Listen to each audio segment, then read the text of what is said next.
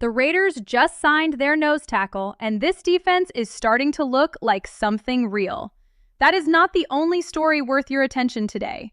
A star running back is set up for a breakout season alongside a rookie still learning what this level demands. The receiver room still has a hole, and a veteran name is being pushed as the answer. And the most important player on this roster is getting humbled before he ever faces a veteran in practice. Raider Nation, stay right here. Today hits different. The Raiders have a real weapon in the backfield, and everybody knows it.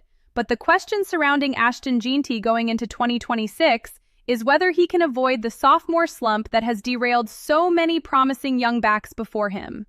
Alex K. of Bleacher Report put Jeanty in the category of players who will develop into stars, rather than fall victim to that second-year drop-off. And honestly, when you look at what this kid did as a rookie, it is hard to argue against that. Jeanty had 321 touches last season. That was the sixth most in the entire NFL, not just among rookies, among every single player in the league. That is a massive workload for a first-year player, and he handled it. Now here is where it gets interesting going into this season. Fernando Mendoza is the new quarterback, and Mendoza comes in with enormous expectations attached to him as the #1 overall pick and a Heisman winner stepping into one of the biggest sports cities in the world. The pressure on Mendoza is going to be real from day one, and that pressure changes things for Jeanty. With a rookie quarterback trying to establish himself and manage the offense, the touches that Jeanty saw last season are not guaranteed to be there at the same volume in 2026.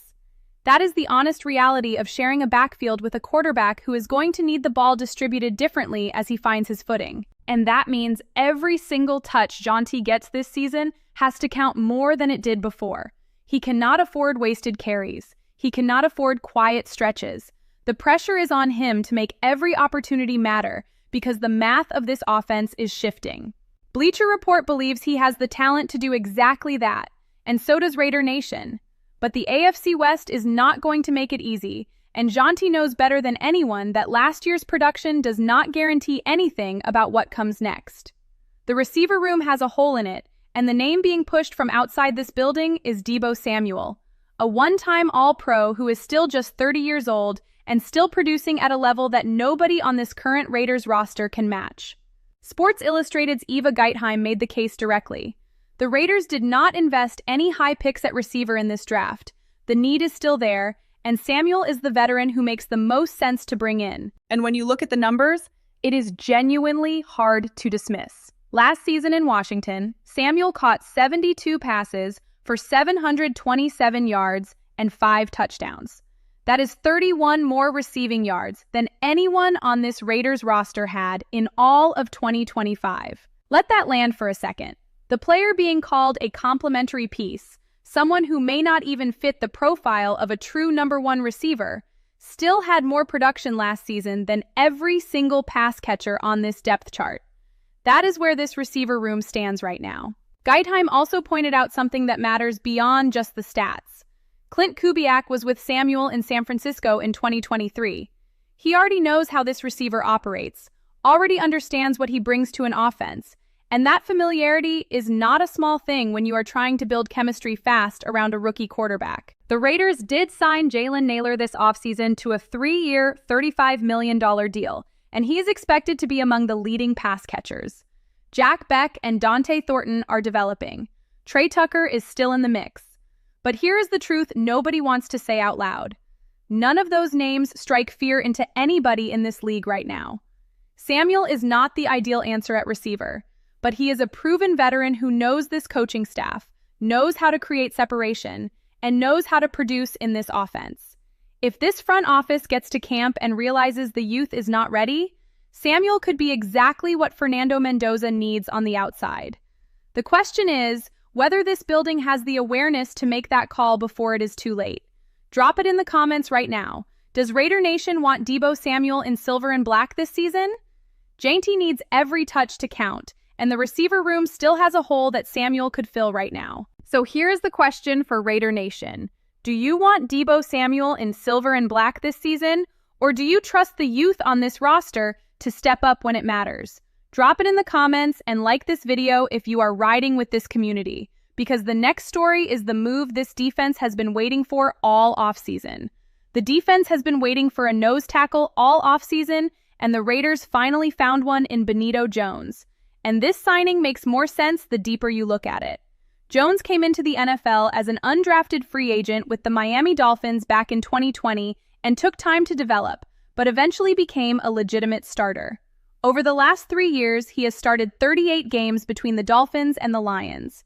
38 starts. This is not a camp body or a depth signing. This is an experienced, proven nose tackle who knows exactly what this role demands at the NFL level.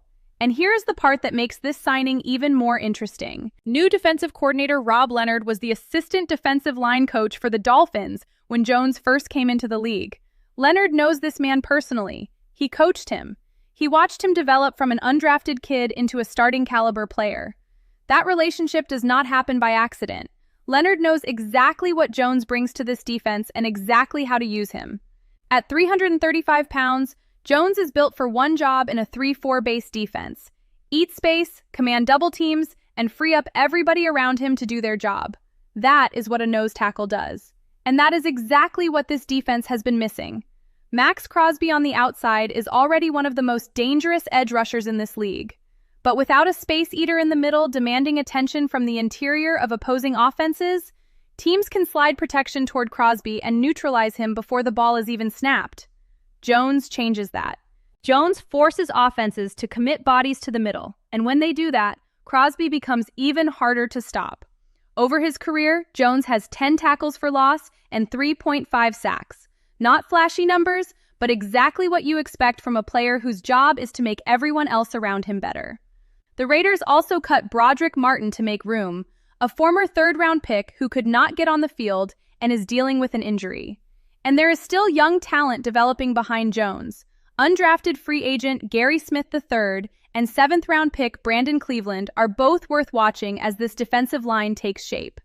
We feel this in our chest. Every single one of us knows what a functional nose tackle means for what this defense can become in 2026 and beyond. The most important player on this entire roster just got his first real lesson, and Fernando Mendoza handled it exactly the way you want a franchise quarterback to handle it. The message out of rookie minicamp was clear from day one. Mendoza may be the #1 overall pick, a Heisman winner, a national champion, but inside this building, he is starting from scratch like everybody else. No shortcuts, no special treatment, just work. And Mendoza's own words coming out of that first day told you everything about where his head is at. He said they have a lot to work on. He called rookie camp a tryout for everyone, including himself. That is not routine humility for the cameras. That is a rookie quarterback who understands exactly what this moment requires from him. What stood out beyond just Mendoza's words was the detail that offensive rookies were gathering at the team hotel after practice to review the playbook together. That is the kind of habit that separates players who develop fast from players who fall behind. For a quarterback learning a new system from scratch, getting organized early, managing the group, and building chemistry before OTAs even begin is exactly the right approach. Mendoza also made clear he knows his footwork under center needs to get cleaner, and his reads need to get faster before this offense can operate the way Clint Kubiak needs it to. That self-awareness is what you want from a young quarterback in this situation.